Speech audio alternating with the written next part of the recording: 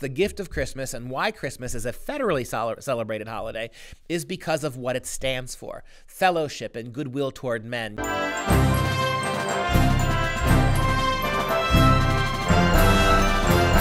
I'm Dr. Duke, and this is Constitution Corner. I want to take a moment and wish everybody in America, everybody in the world, anybody who's ever lived since the beginning of time or whoever will live until the end of time, I want to wish you a Merry Christmas. It's a very important time of year when the creator of the universe became flesh and blood to save not you, not me, but all of us collectively, to make us new again. And that's why Christmas is such a beautiful holiday.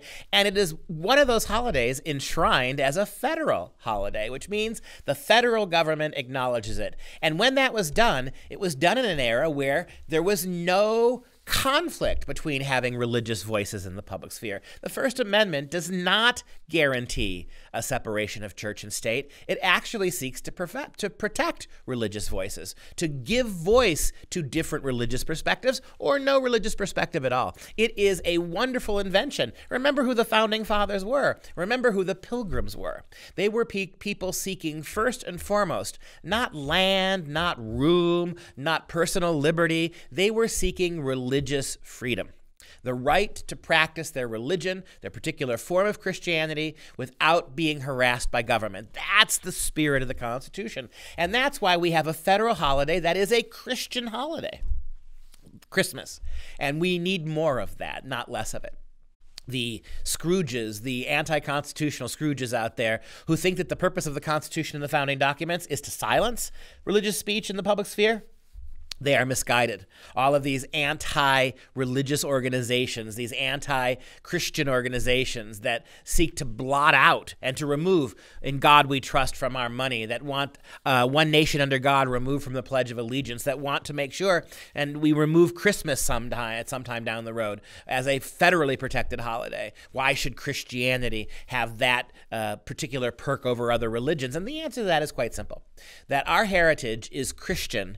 It's not just colonial. It's not just constitutional republic. Our history is steeped in the ethics and the virtues and the philosophy of Judeo-Christianity going back 2,000 plus years. And that's what's so important about this. Christmas, the gift of Christmas, and why Christmas is a federally celebrated holiday is because of what it stands for: fellowship and goodwill toward men, universality, right? The idea of Christ, the idea of the Christmas baby is universality, right? That Christ has come to bring truth. The creator of the universe has entered his universe to make it whole again. The light entered the darkness, and the darkness knew it not.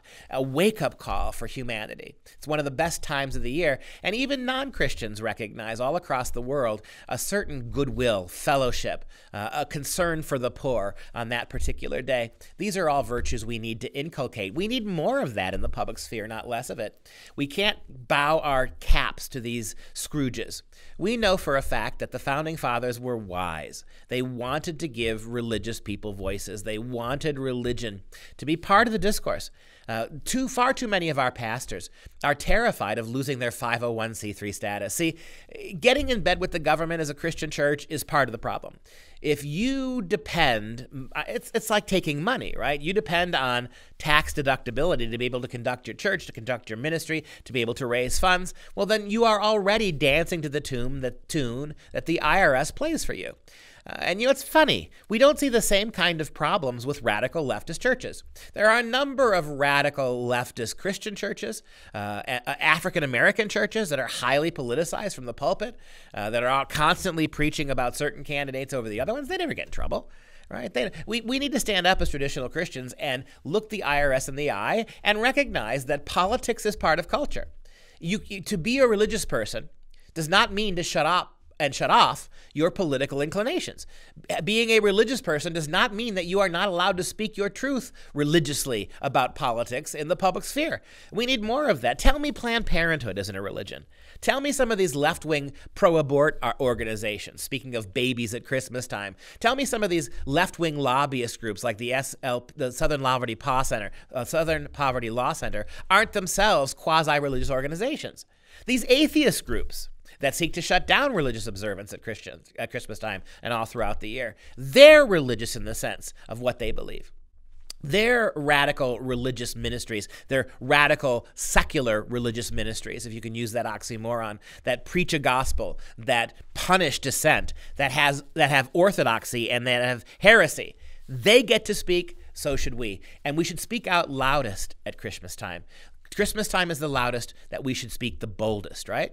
Because we have the federal holiday behind us. Let Christmas, federally recognized Christmas, let us realize that it's federally recognized because the Founding Fathers were for religious participation in politics, not against it in any way, shape, or form. And let's use that as a starting block to become more Christian and more vocal about our Christianity in the ballot box, at the town hall, at the debates, at every place where we have to make a stand. Don't just know your Constitution, live it, my friends. Merry Christmas. This has been the Liberty News Hour. As always, you can go to thenewamerican.com and jbs.org for more information on these topics, as well as more programming.